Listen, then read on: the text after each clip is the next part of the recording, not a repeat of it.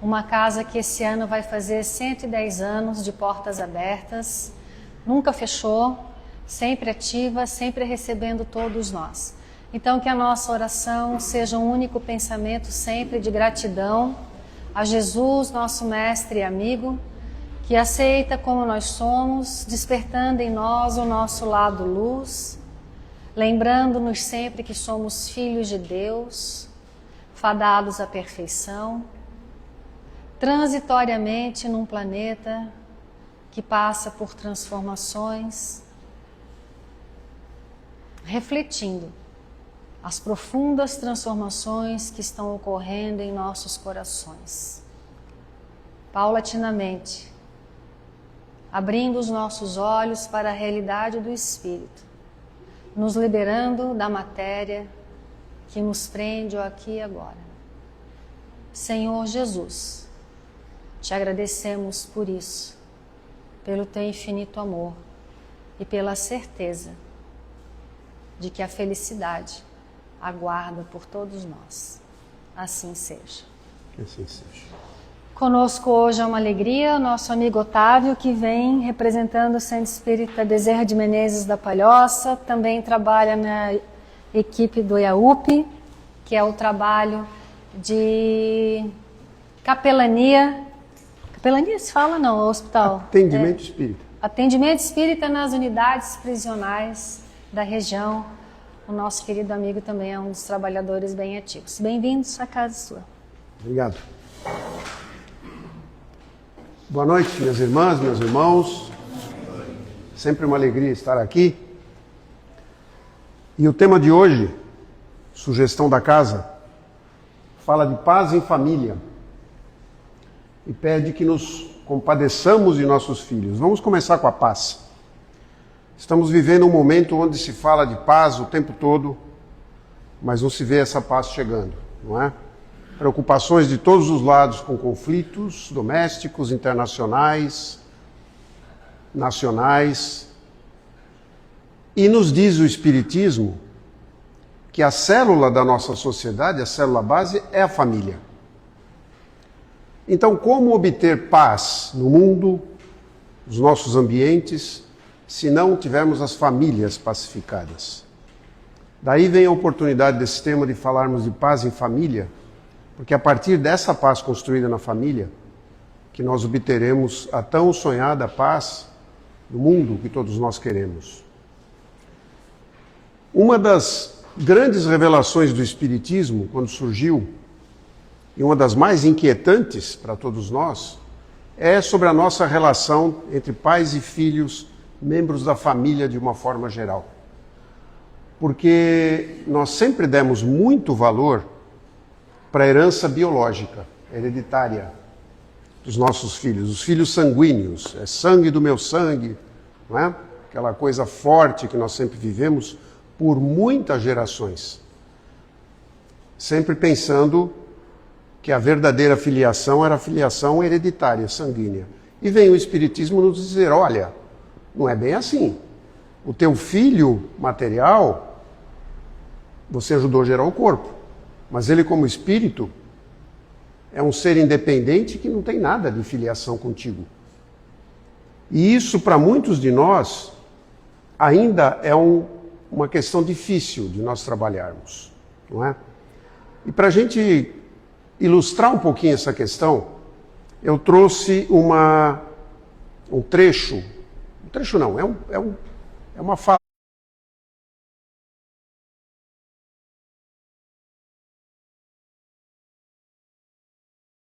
Em determinado momento, vem uma mãe com uma criança nos braços e diz a ele, fale-nos dos nossos filhos. Dos nossos filhos. E olha o que o Khalil Gibran diz a ela. Vossos filhos não são vossos filhos. São os filhos e as filhas da ânsia da vida por si mesma. Vêm através de vós, mas não de vós. E embora vivam convosco, não vos pertencem. Nós repetimos isso, principalmente nós espíritas. Não, os filhos não nos pertencem, os filhos são de Deus, etc. Mas será que nós pensamos realmente assim? Ou será que no dia a dia a gente tem aquele sentimento de posse sobre os filhos, aquele sentimento de pertencimento, não é? Continua Khalil Gibran dizendo o seguinte: podeis outorgar-lhes vosso amor, mas não vossos pensamentos, porque eles têm seus próprios pensamentos. Podeis abrigar seus corpos, mas não suas almas, pois suas almas moram na mansão do amanhã, que vós não podeis visitar nem mesmo em sonho. Os caminhos que nossos filhos seguirão são deles. Nós não estaremos muitas vezes nesses caminhos. E os caminhos que eles seguirão na vida espiritual, muitas vezes poderão divergir muito dos nossos. Então, por que essa insistência de nós acharmos que os nossos filhos são nossos? Muitos de nós ainda queremos imprimir em nossos filhos nossos desejos, nossas vontades e até nossas frustrações. Quem já não viu alguém dizer: eu quero que meu filho seja aquilo que eu não consegui ser? Não é? E quem é que disse que esse filho ou essa filha quer isso para a sua vida? Nós é que queremos. E muitas vezes tentamos imprimir neles o fruto dos nossos desejos ou até das nossas insatisfações. É disso que trata essa frase do Khalil Gibran. E ele continua dizendo: podeis esforçar-vos por ser como eles, mas não procureis fazê-los como vós, porque a vida não anda para trás e não se demora com os dias passados. Querer que os filhos sejam como nós é querer trazê-los para o nosso passado. É querer que eles se comportem ou se orientem como nós achamos que deveria ser o nosso caminho. Porque quem de nós já não desejou para os filhos aquilo que nós não conseguimos ser, ou queremos evitar aos nossos filhos aquilo que nós cometemos de erros, como se fosse possível a gente modificar o traçado reencarnatório deles. Nesse sentido, o Khalil Gibran diz: eles não vão andar para trás e assumir os teus pensamentos do passado. E ele finaliza com uma imagem belíssima, dizendo: vós sois os arcos dos quais vossos filhos são arremessados como flechas vivas, nos comparando nós, pais e mães, como arcos que lançarão essas flechas vivas dos filhos. O arqueiro, que é Deus, mira o alvo na senda do infinito e vos estica com toda a sua força para que suas flechas se projetem rápidas e para longe.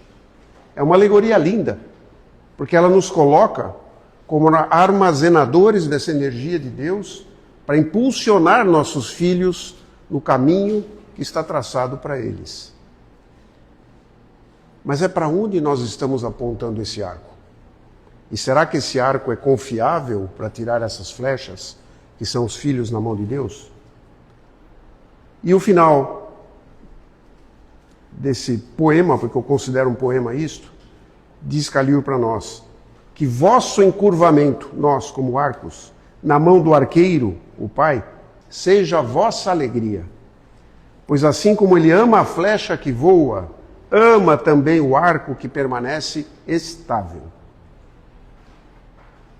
O Pai, assim como ama os espíritos dos nossos filhos, nos ama quando nos vê estáveis na função de lançadores, de transferidores de energia para esses nossos filhos. Estabilidade é a palavra-chave aqui. Porque não há um bom arqueiro que consiga lançar uma flecha com um arco instável, frágil, quebradiço, que não tenha flexibilidade, que não tenha força. E esses somos nós. Isso é o que o Pai espera de nós, como lançadores desses filhos na vida. E nesse sentido, tem ali na entrada um cartaz que é este, que é justamente da campanha Paz em Família da FEB. Vocês não vão conseguir, talvez, eu ler os dizeres aqui, eu vou ler para vocês. Compadece-te de teus filhos. Ama-os na estrutura espiritual com que te vieram aos braços, conforme as induções das leis divinas, e liberta-os de qualquer cativeiro afetivo, conquanto auxiliando-os quanto se te faça possível, para que se realizem nas tarefas que trouxeram de novo a existência. Eu já vou comentar mais sobre esse texto, Vou dizer para vocês, inclusive, de onde ele saiu e que outras boas informações a gente encontra lá. Mas a grande questão primeira que nós temos que analisar quando falamos de filhos, e quando falamos de filhos aqui, falamos de filhos em qualquer idade. Falamos de netos, falamos de sobrinhos, enfim, falamos de todos os seres que vêm à nossa esfera de influência na encarnação para serem encaminhados à vida. E a grande questão, que talvez seja o maior dilema que pais ou qualquer outro educador tem hoje, é o conflito entre livre-arbítrio e disciplina. Onde é que está o ponto de equilíbrio aqui? Onde é que está a estabilidade do arco entre o livre-arbítrio pleno e a disciplina? Porque é isso que nós vivemos hoje na nossa sociedade. Os filhos cada vez mais cedo demandando autonomia. E nós querendo, de alguma forma, disciplina. Onde é que está o ponto de equilíbrio disso? A resposta vem do próprio Espiritismo, quando nos diz que livre-arbítrio não é liberdade absoluta, e sim responsabilidade plena por todos os nossos atos, pensamentos e palavras. E será que nós temos isso em mente quando delegamos liberdade aos nossos filhos, colocando o contraponto da responsabilidade sobre todas as ações? Ou será que nós falhamos para mais ou para menos nesse equilíbrio? Sabemos, a partir do próprio exemplo do nosso Mestre Jesus, que a melhor educação, o melhor ensino vem pelo exemplo. Mais do que por regras, imposições, teorias, é o exemplo que vale. Jesus foi o máximo nesse aspecto. Quando ele ilustrava as suas lições com seus atos, ficava muito claro o que ele falava quando ele se ajoelhava para lavar os pés, quando ele tratou da mulher adúltera e tantas outras oportunidades. As falas dele eram impressionantes, mas os exemplos eram inesquecíveis. Inclusive o seu exemplo máximo do amor, do perdão, da tolerância, da não violência, ao se deixar imolar como foi imolado por nós na cruz, não é mesmo? Melhor educação vem pelo exemplo. Então, de que adianta as disciplinas? Ou não faça isso, não faça aquilo, se nós não somos o exemplo de como tem que ser essas coisas. Portanto, para poder orientar os nossos filhos, nós temos que ter consciência se nós estamos no caminho que achamos que devemos passar para eles como orientação, não é? Mas, enfim, com tudo isso, com esse exemplo belo que o Khalil Gibran nos deu, com essa reflexão sobre o equilíbrio entre livre-arbítrio e disciplina, o que é que o Pai espera de nós, arqueiros das flechas vivas dos filhos? A resposta vem justamente neste livro, de onde saiu aqueles dizeres do cartaz da FEB, que é o livro Busca e Acharás, que tem mensagens psicografadas de Emmanuel e de André Luiz pelo Chico Xavier. Só gente boa, né? Emmanuel, André Luiz, psicografado pelo Chico. Deve ter coisa boa aí. Né? Aquele texto saiu de duas mensagens desse livro. Uma que se chama Sugestões de Paz e a outra que se chama exatamente Compadece-te dos Teus. Ambas do Emmanuel.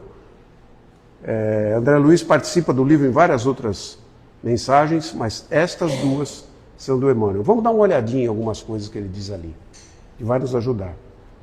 Nos Sugestões de Paz, ele diz o seguinte: se algum daqueles que te compartilham a paisagem, nossos parentes, nossos filhos, se mostrarem desinteressados quanto às obrigações que lhes competem, ou se desorganizarem as tarefas que lhes dizem respeito, ajuda-os no reajuste desejável sem tisnar-lhes o livre-arbítrio.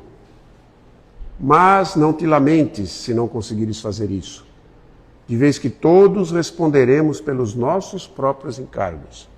Tem pais que se desesperam porque não conseguem impor aos filhos a disciplina, ou as regras, ou os comportamentos que desejam, não é? Meu filho não me obedece, não me segue, enfim, essa ladainha a gente conhece, não é de hoje. E vem Emmanuel nos dizer: respeite o livre-arbítrio, coloque sim a tua mensagem educativa, o teu exemplo educativo, mas respeite o livre-arbítrio. Porque você não sabe o caminho evolutivo do teu filho. Você não sabe se ele está em condições de absorver isto que você já absorveu, eventualmente. Ou se o caminho dele é completamente diferente do teu. Você é o facilitador de trazê-lo até aqui. Você é a criatura que aceitou o encargo de trazê-los à vida. Mas a trajetória espiritual dele é só dele. E todos responderemos pelos nossos próprios encargos, sem desespero. Não imponhas o teu ideal de felicidade àqueles que estimas, de vez que a felicidade das criaturas varia sempre conforme o degrau evolutivo em que se encontram. Eu quero que meu filho siga meus passos, eu quero que ele tenha a minha profissão, mas o filho quer outra coisa. Ele quer ser músico, ele quer fazer qualquer outra coisa na vida. E o pai fala, por quê? Por que, meu Deus, meu filho não é assim? Porque ele não é teu. Porque ele é um espírito livre e independente como tu és. O problema todo, minhas irmãs e meus irmãos, é que nós viemos de pouquíssimo tempo atrás, 2 gerações talvez, onde os pais definiam quase tudo na vida dos filhos. E nós passamos por isso durante muito tempo. Muito tempo. Os pais decidiam se a gente ia estudar ou trabalhar, o que ia estudar ou o que ia fazer no trabalho, levavam a gente para trabalhar simplesmente e não perguntavam se a gente estava feliz com isso. Decidiam o momento de a gente sair de casa ou ficar em casa, ou com quem ia casar. Isso valia para homens e mulheres até. Nós éramos pré-determinados pelos nossos pais. A nossa civilização, a nossa sociedade se comportou assim durante muito tempo. E muitos de nós ainda hoje gostariam que ainda fosse assim. Que os filhos pudessem seguir fielmente os passos dos pais. Não é mais. Nós estamos passando uma transição planetária onde muitas coisas se aceleram. Então a gente aceitar a mensagem do Emmanuel, entendendo que nossos filhos podem não estar no mesmo degrau evolutivo que nós, ou estão adiante ou estão atrás, não importa, mas talvez não estejam no mesmo compasso que nós estamos. E os caminhos são diferentes. Para que a gente vai se desesperar? Para que a gente vai se exaltar com isso? Não é? Continua dizendo, no compadece-te de teus filhos, se não conseguiram abraçar experiências semelhantes às tuas, ou se não dispõem de recursos para te concretizarem os planos de família, é que carregam no mundo encargos diferentes. Simplesmente, eu queria tanto que meu filho se casasse, fosse assim, fizesse assado, que tivesse... Mas ele não é o caminho dele. A experiência reencarnatória dele agora é uma outra, que está atendendo às necessidades dele nesse momento. Ou vamos duvidar da divindade e acreditar que nós sabemos mais do que Deus o que é melhor para essas criaturas que nós chamamos de nossos filhos. Ama-os na estrutura espiritual com que te vieram aos braços. Eles já trazem uma estrutura espiritual consolidada de muito tempo, conforme as induções das leis divinas, e liberta-os de qualquer cativeiro afetivo. E quantos cativeiros afetivos a gente cria? E quantos criaram para nós? E mais atrás ainda, quantos mais? Superproteção é um cativeiro afetivo. Fragilizamos as pessoas assim. O direcionamento, como eu disse, você vai fazer isso, você vai fazer aquilo. Não quero que você faça isso, quero que você faça aquilo. Esse é o teu caminho. Aqueles pais, mães e outros responsáveis que são simplesmente provedores materiais. Por que meu filho está assim? Eu nunca deixei faltar nada em casa. Deixou. Deixou sim. Você faltava. Não faltava pão, não faltava diversão, não faltava roupa, não faltava nada. Faltava você. O exemplo vivo que você queria transferir a ele. Cobradores de desempenho. Isso é um calabouço afetivo, né?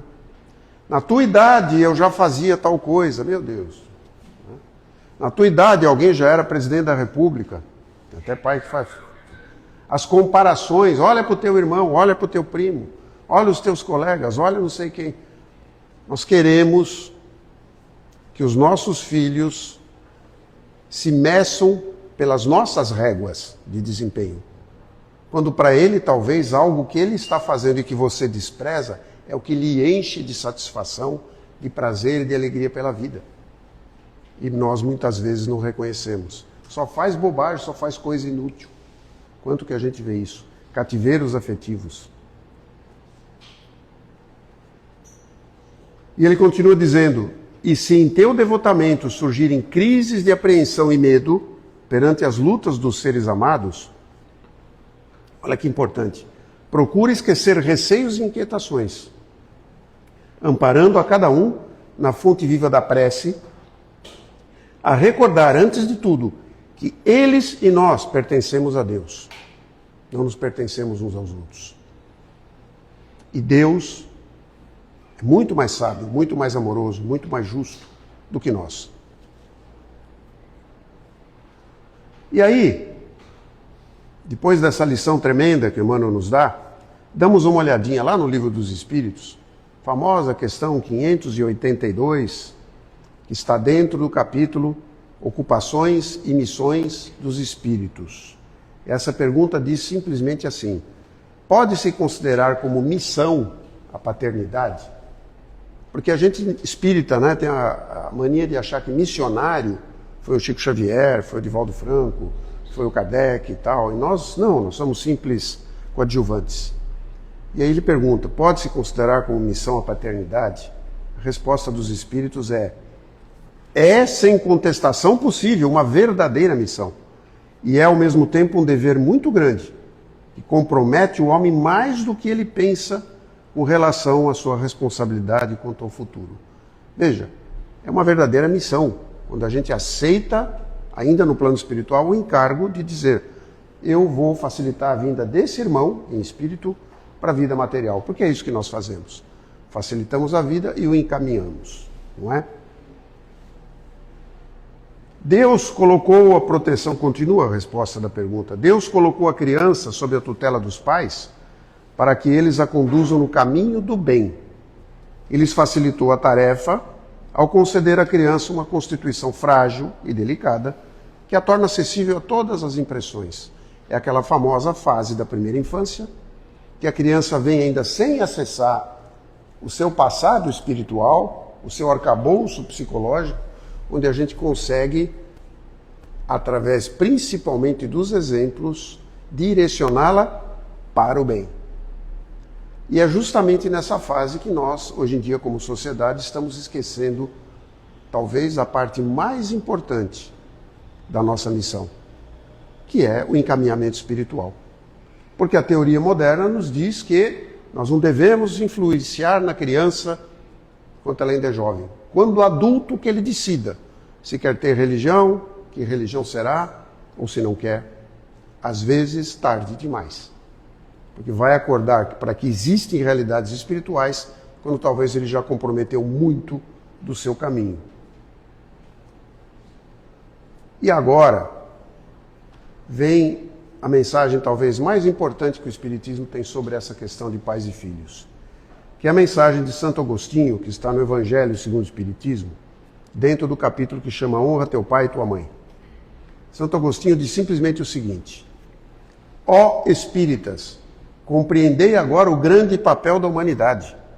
Compreendei que quando gerais um corpo, a alma que nele encarna vem do espaço para progredir. Tomais conhecimento de vossos deveres e ponde todo o vosso amor em aproximar essa alma de Deus. É essa a missão que vos está confiada e cuja recompensa recebereis se fielmente a cumprirdes. Pronto. Santo Agostinho respondeu aquela pergunta que eu pus lá atrás. O que é que o Pai espera de nós aqui como pais? Repito a pergunta. O que é que o Pai, então, espera para o Pai? Santo Agostinho respondeu: evangelizar, no sentido mais amplo que vocês possam pensar dessa palavra. Ah, então eu tenho que trazer para a escolinha do centro? Sim, mas não é só isso. Ah, eu tenho que ensinar catecismo, se eu for de outra igreja? Sim, mas não é só isso. Evangelizar. O que é o Evangelho? O Evangelho de Jesus é o caminho do homem e da mulher de bem, daquele que está se encaminhando para o chamado reino dos céus, o crescimento espiritual. O nosso papel como pais principal é apontar e conduzir esse caminho, esses seres que chegam para nós. Evangelizar, no sentido amplo da palavra. Transformá-los em seguidores do bem. Não precisa se dizer de Jesus, porque Jesus é a incorporação do máximo bem, que nós temos aqui na Terra, do máximo amor. Esse é o papel que nós temos. E nesse sentido, a gente lembra do que está no Evangelho de João, porque eles conhecendo o Evangelho, entendendo e praticando o Evangelho, se libertarão. Esta verdade que Jesus trouxe, que é libertária, porque ela nos liberta dos nossos vícios, dos nossos erros, dos nossos medos, dos nossos receios, dos nossos temores. É nesse sentido que a verdade liberta. E nós não queremos isso para os nossos filhos, libertai-os daquilo que eles trazem, da ganga de séculos que nós trazemos todos nós, encarnação após encarnação. Esse é o verdadeiro papel dos pais e dos tutores em geral, dos seres que vêm ao mundo, em qualquer faixa etária, porque nunca é tarde para a gente atingir o coração e a mente de alguém através do Evangelho, praticado, não imposto, não decorado e não recitado. Diz Santo Agostinho ainda: vossos cuidados e educação que lhes derdes auxiliarão seu aperfeiçoamento e bem-estar futuro. Lembrai-vos de que a cada pai Deus perguntará: que fizeste da criança confiada à sua guarda? Nós, como pais responsáveis, sempre oferecemos tudo que está ao nosso alcance aos nossos filhos. Mas, em geral, tudo que está ao nosso alcance do ponto de vista material. Não falta médico, não falta comida, não falta lar, não falta casa. Enfim, nós damos toda uma estrutura material para os nossos filhos.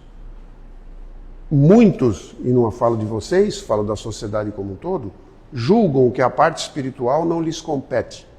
Que isso é coisa da igreja, que isso é coisa que, se ele quiser, ele procure. E aí a gente comete um grande erro. E aí a gente prepara mal as pessoas para serem pessoas de bem, no verdadeiro sentido da palavra. Não bons cidadãos, pessoas de bem. Porque não tem nenhum código civil que diga: ama teu próximo como a ti mesmo. Não tem nenhum código civil que diz: perdoa 70 vezes 7, quantas vezes for necessário. Isso está no código moral de Jesus. E esse é que muitas vezes falta a gente colocar para esses nossos filhos. E finaliza Santo Agostinho dizendo: desde o berço, a criança manifesta as tendências boas ou más que traz das existências anteriores. É necessário os pais aplicarem-se em estudá-las. Todos os males se originam do egoísmo e do orgulho. E nós, às vezes, olhamos as crianças manifestando desde cedo o orgulho, o egoísmo que a gente traz de tanto tempo e achamos bonitinho, não é? Ou incentivamos o egoísmo das crianças. Ó, esse brinquedo é teu, não deixa ninguém mexer. Isso aqui é teu, cuidado. Cuida porque custou caro para o papai, não é? Egoísmo, materialismo, a gente costuma exemplificar bastante. O altruísmo, a bondade, a fraternidade, os outros sentimentos, talvez nem tanto. Espreitem, pois, os pais os menores sinais que revelam os germes desses vícios e cuidem de combatê-los, sem esperar que lancem raízes futuras. Quando os pais tudo fizeram pelo adiantamento moral dos filhos, se não conseguiram êxito, não tem do que lamentar e sua consciência pode estar tranquila. A mesma coisa que nos disse Emmanuel na outra mensagem. Se estamos com a consciência de que fizemos e não houve o retorno esperado, está na mesma linha do pedir e obtereis. Nós pedimos o que nós julgamos que necessitamos. O Pai nos dá aquilo que nós realmente necessitamos.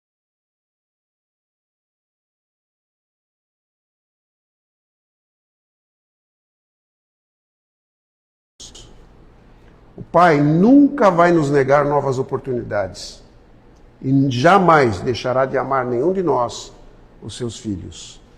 Temos inúmeros relatos na doutrina espírita, inúmeras obras. Uma que me vem à mente agora é o livro Renúncia, de espíritos que se dedicam encarnação após encarnação a trazer determinados outros espíritos à vida. No trabalho contínuo, na certeza de que um dia eles entenderão a palavra dos evangelhos e seguirão outro rumo. E falham. Quantas vezes ainda falhamos? Nunca deixaremos de ter uma nova oportunidade. E nunca o Pai deixará de nos amar de um lado ou do outro. Do lado do educador ou do lado do educado. Portanto, aceitemos com muita alegria essa missão, essa verdadeira missão que todos nós recebemos, de auxiliarmos o Pai na sua obra.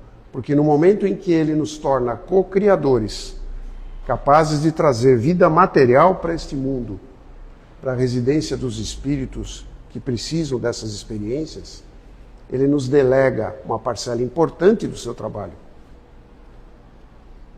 E aceitemos a missão com o mesmo amor que Ele nos dispensa, em todos os momentos. Portanto, nós só temos que expressar gratidão ao Pai pela confiança de nos permitir sermos pais e pelas muitas oportunidades que Ele nos dá de sermos parte ativa nesse trabalho de progresso moral da humanidade. Trabalhando nisso, trabalhando na paz no nosso lar, libertando os nossos filhos daquelas cadeias psicológicas que muitas vezes a gente inconscientemente até coloca, nós estaremos colaborando para essa tão desejada paz mundial, que é o desejo de todos nós, não é? Muito obrigado pela atenção de vocês, desejo muita paz a todos no retorno. Obrigado.